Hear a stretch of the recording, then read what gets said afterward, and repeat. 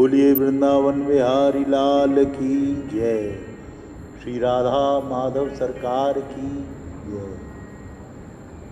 श्रीमद् भागवत कथा तृतीय स्कंद 21वां अध्याय। कर्दम जी की तपस्या।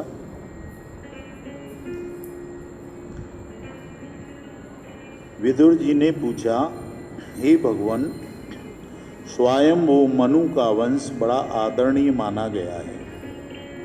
उसमें मैथुन धर्म के द्वारा प्रजा की वृद्धि हुई थी।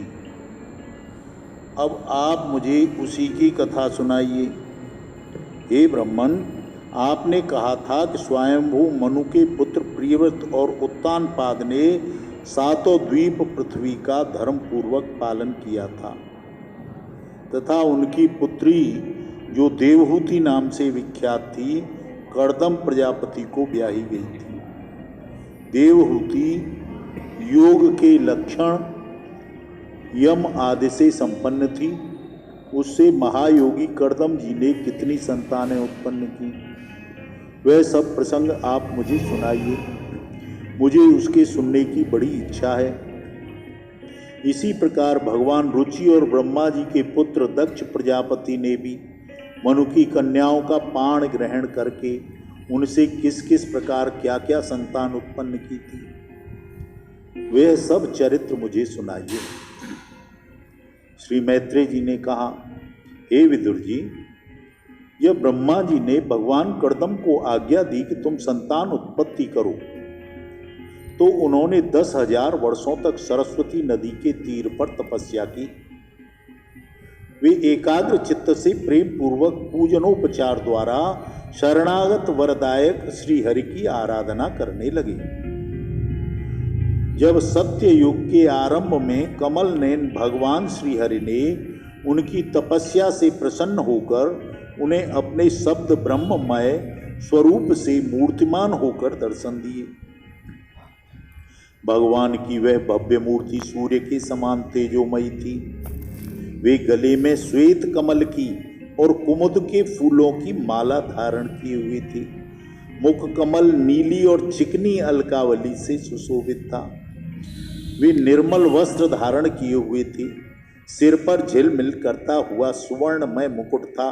कानों में जगमगाते हुए कुंडल और कर कमलों में शंख चक्र गदा आदि आयुध विराजमान थे। उनके एक हाथ में क्रीड़ा के लिए श्वेत कमल सुशोभित था। प्रभु की मधुर मुस्कान भरी चितवन चित्त को चुराए लेती थी। उनके चरण कमल गरुड़ जी के कंधों पर विराजमान थे तथा वक्ष स्थल में श्री लक्ष्मी जी और कंठ में कौस्तुभ मणि सुशोभित हो रही थी। प्रभु की एक आकाश स्थित मनोहर मूर्ति का दर्शन करके कर्दम जी को बड़ा हर्ष हुआ, मानो उनकी समस्त मनोकामनाएं पूर्ण हो गईं। उन्होंने आनंद से हृदय से पृथ्वी पर सिर देकर भगवान को साष्टांग प्रणाम किया और प्रेम प्रवण चित्त से हाथ जोड़कर सुमधुर वाणी में उनकी इस प्रकार स्तुति करने लगी। कर्दम जी ने कहा, स्तुति करने योग्य परमात्मा, आप संपूर्ण सत्व गुण के आधार हैं। योग जन उत्तर उत्तर शुभ योनियों में जन्म लेकर अंत में योगस्थ होकर आपके दर्शनों की इच्छा करते हैं। आज आपका वही दर्शन पाकर हमें नेत्रों का फल मिल गया है। आपके चरण कमल भव सागर से पार जाने के लिए जहाज हैं। जिनकी बुद्धि आपकी माया से मारी गई है, वे ही उन तुच्छ क्षणिक विषय सुखों के लिए जो नरक में भी मिल जाते हैं, उन चरण कमलों का आश्रय लेते हैं। किंतु हे स्वामी, आप तो उन्हें वे विषय भोग भी दे देते हैं। हे प्रभु, आप कल्प वृक्ष हैं। आपके चरण समस्त मनोरथों को पूर्ण करने वाले हैं। मेरा हृदय काम कलुषित है। मैं भी अपने अनुरूप स्वभाव वाली और गृहस्थ धर्म के पालन में सहायक शीलवती कन्या से विवाह करने के लिए आपके चरण कमलों की शरण में आया हूँ। हे सर्वेश्वर, आप संपूर्ण लोकों के अधिपति हैं। नाना प्रकार की कामनाओं में फंसा हुआ यह लोक आपकी वेदवाणी रूप डोरी में बंधा हुआ है। हे धर्म मूर्ति, उसी का अनुगमन करता हुआ मैं भी काल रूप आपको आज्ञा पालन रूप पूजा उपहार आदि समर्पण करता हूँ। हे प्रभु, आपके भक्त विषयासक्त लोगों और उन्हीं के मार्ग का अनुसरण करने वाले मुझ जैसे कर्म जड़ पशु को कुछ भी न गिनकर आपके चरणों की छत्र छाया का आश्रय लेते हैं तथा परस्पर आपके गुणगान रूप मादक सुधा का पान किया करते हैं। अपने क्षुधा पिपासा देह धर्मों को शांत करते रहते हैं। हे प्रभु, यह काल चक्र बड़ा प्रबल है, साक्षात ब्रह्म ही इसके घूमने की धुरी है। अधिक मास सहित 13 महीने अरे और 360 दिन जोड़ हैं। 6 ऋतुएं नेम हैं और अनंत पल क्षण इसमें पत्राकार धाराएं हैं तथा 3 चातुर्मास्य इसके आधारभूत नाभि हैं। यह अत्यंत वेगवान संवत्सर रूप काल चक्र चराचर जगत की आयु का छेदन करता हुआ घूमता रहता है, किंतु आपके भक्तों की आयु का ह्रास नहीं कर सकता।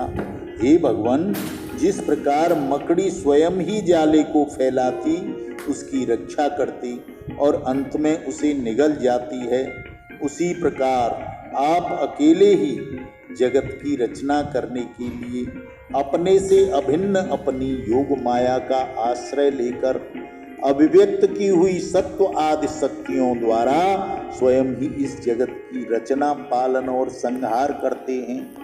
हे प्रभु, इस समय आपने हमें अपनी तुलसी माला मंडित माया से परिच्छिन्न सी दिखाई देने वाली सगुण मूर्ति से दर्शन दिया है। आप हम भक्तों को जो शब्द आदि विषय सुख प्रदान करते हैं, वे मायिक होने के कारण यद्यपि आपको पसंद नहीं हैं, तो भी परिणाम में हमारा शुभ करने के लिए वे हमें प्राप्त हो जाएं। हे नाथ, आप स्वरूप से निष्क्रिय होने पर भी माया के द्वारा सारे संसार का व्यवहार चलाने वाले हैं और थोड़ी सी उपासना करने वाले पर समस्त अभिलषित वस्तुओं की वर्षा करते रहते हैं। आपके चरण कमल वंदनीय हैं, मैं आपको बार बार नमस्कार करता हूँ। मैत्रेय जी कहते हैं, भगवान की भौएं प्रणय मुस्कान भरी चितवन से चंचल हो रही थी। वे गरुड़ जी के कंधे पर विराजमान थे। जब कर्दम जी ने इस प्रकार निष्कपट भाव से उनकी स्तुति की, तब वे उनसे अमृतमयी वाणी से इस प्रकार बोले। भगवान ने कहा, जिसके लिए तुमने आत्म संयम आदि के द्वारा मेरी आराधना की है, तुम्हारे हृदय के उस भाव को जानकर मैं पहले से ही उसकी व्यवस्था कर चुका हूँ। हे प्रजापते, मेरी आराधना तो कभी भी निष्फल नहीं होती। फिर जिनका चित्त निरंतर एकांत रूप से मुझ में ही लगा रहता है, उन तुम जैसे महात्माओं के द्वारा की हुई उपासना तो मैं और भी अधिक फल देता हूँ। प्रसिद्ध यशस्वी सम्राट स्वयंभू मनु ब्रह्मावर्त में रहकर 7 समुद्र वाली पृथ्वी पर शासन करते हैं। हे विप्रवर, वे परम धर्मज्ञ महाराज महारानी शत्रुपा के साथ तुमसे मिलने के लिए परसों यहाँ आवेंगे। उनकी एक रूप यौवन शील और गुणों में संपन्न श्याम लोचना कन्या इस समय विवाह के योग्य है। हे प्रजापते, तुम सर्वथा उसके योग्य हो, इसलिए वे तुम्ही को वह कन्या अर्पण करेंगे। हे ब्राह्मण, गत अनेक वर्षों से तुम्हारा चित्त जैसी भार्या के लिए समाहित रहा है, अब शीघ्र ही वह राजकन्या तुम्हारी वैसी ही पत्नी होकर यथेष्ट सेवा करेगी।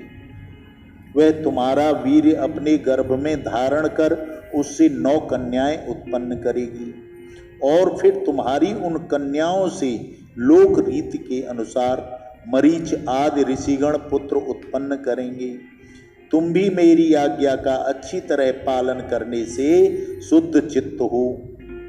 फिर अपने सब कर्मों का फल मुझे अर्पण कर मुझको ही प्राप्त हो जाओगे।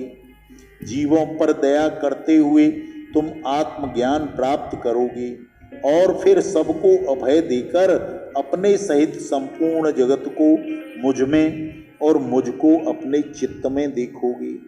हे महामुने, मैं भी अपने अंश कला रूप से तुम्हारे वीर्य द्वारा तुम्हारी पत्नी देवहूति के गर्भ में अवतीर्ण होकर सांख्य शास्त्र की रचना करूंगा। मैत्रेय जी कहते हैं, हे विदुर जी, कर्दम ऋषि से इस प्रकार संभाषण करके इंद्रियों के अंतर्मुख होने पर प्रकट होने वाले श्री हरि सरस्वती नदी से घिरे हुए बिंदुसर तीर्थ में जहाँ कर्दम जी तप कर रहे थे अपने लोक को चले गए। भगवान के सिद्ध मार्ग में कभी सिद्धेश्वर प्रशंसा करते हैं, वे कर्दम जी के देखते देखते अपने लोक को सिधार गए। उस समय गरुड़ जी के पंखों से जो सामवेद की आधारभूत ऋचाएं निकल रही थीं, उन्हें भी सुनते जाते थे। हे विदुर जी, भगवान के चले जाने पर कर्दम उनके बताए हुए समय की प्रतीक्षा करते हुए बिंदु सरोवर पर ही ठहरे रहे। हे वीरवर, उधर मनु महाराज अपनी शत्रुपा के साथ सुवर्ण जटित रथ पर सवार होकर अपनी उस कन्या को बिठाकर तीर्थों का विचरण करते हुए जो दिन भगवान ने बताया था, उस दिन शांति परायण महर्षि कर्दम जी के उस आश्रम पर पहुंचे। सरस्वती के जल से भरा हुआ वह बिंदु सरोवर वह स्थान है जहां अपने शरणागत भक्त कर्दम की प्रति उत्पन्न हुई अत्यंत करुणा के वशीभूत होकर भगवान के नेत्रों से आंसुओं की बूंदें गिरी थीं। यह तीर्थ बड़ा पवित्र है, इसका जल कल्याणमय और अमृत के समान बड़ा मधुर है तथा महर्षि गण सदा इसका सेवन करते हैं। उस समय बिंदु सरोवर पवित्र वृक्ष लताओं से घिरा हुआ था, जिनमें तरह तरह की बोली बोलने वाले पवित्र मृग और पक्षी रहते थे। वह स्थान सभी ऋतुओं के फल और फूलों से संपन्न था और सुंदर वन श्रेणी भी उसकी शोभा बढ़ाती थी। वहाँ झुंड के झुंड मतवाले पक्षी चहक रहे थे, मतवाले भौरे मडरा रहे थे, उन्नत मयूर अपने पिच फैला फैला कर नट की भांति नृत्य कर रहे थे और मतवाले कोकिल कू करके मानो एक दूसरे को बुला रहे थे। वह आश्रम कदम्ब, चंपक, अशोक, करंग, बकुल, असन, कुंद, मंदार, कुटज और नए नए आम के वृक्षों से अलंकृत था। वहाँ जल काग, बतख, जलचर तैरने वाले पक्षी, हंस, कुरर, जलमुर्ग, सारस, चकवा और चकोर मधुर स्वर से कलरव करते थे। हिरण, सुअर, स्याही, नीलगाय, हाथी, लंगूर, सिंह, बानर, नेवला और कस्तूरी मृग पशुओं से वह आश्रम घिरा हुआ था।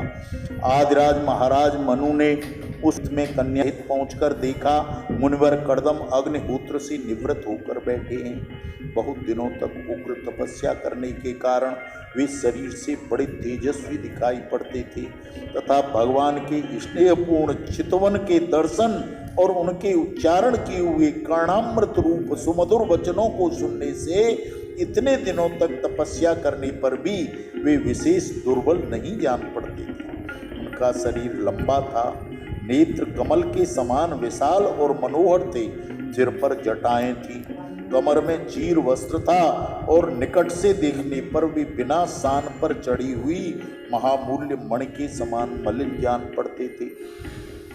महाराज स्वयंभू मनु को अपनी कुटी में आकर प्रणाम करते देखकर उन्हें आशीर्वाद आदि से प्रसन्न किया और यथोचित आतिथ्य की रीति से उनका स्वागत सत्कार किया।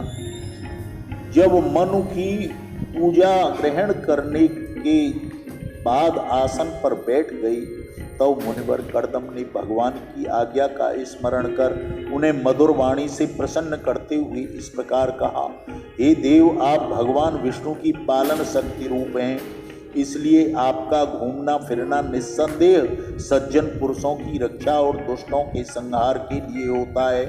आप साक्षात विशुद्ध विष्णु स्वरूप हैं। भिन्न भिन्न कार्यों के लिए सूर्य, चंद्र, अग्नि, इंद्र, वायु, यम और धर्म और वरुण आदि रूप धारण करते हैं। आपको नमस्कार है।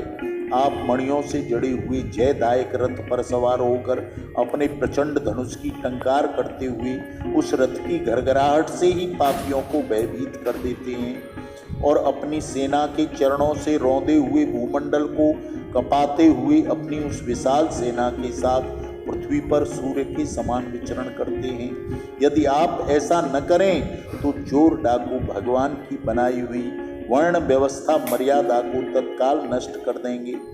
तो भी विषय लोलुप निरंकुश मानवों का सर्वत्र अधम फैल जाएगा। यदि आप संसार की ओर से निश्चिंत हो जाएंगे तो यह लोक दुराचारियों के पंजे में पड़कर नष्ट हो जाएगा। तो भी हे वीरवर, मैं आपसे पूछता हूँ, इस समय यहाँ आपका आगमन किस प्रयोजन से हुआ है? मेरे लिए जो आज्ञा होगी उसे मैं निष्कपट भाव से सहर्ष स्वीकार करूँगा। बोलिए सच्चिदानंद भगवान की जय। श्री कृष्ण गोविंद हरे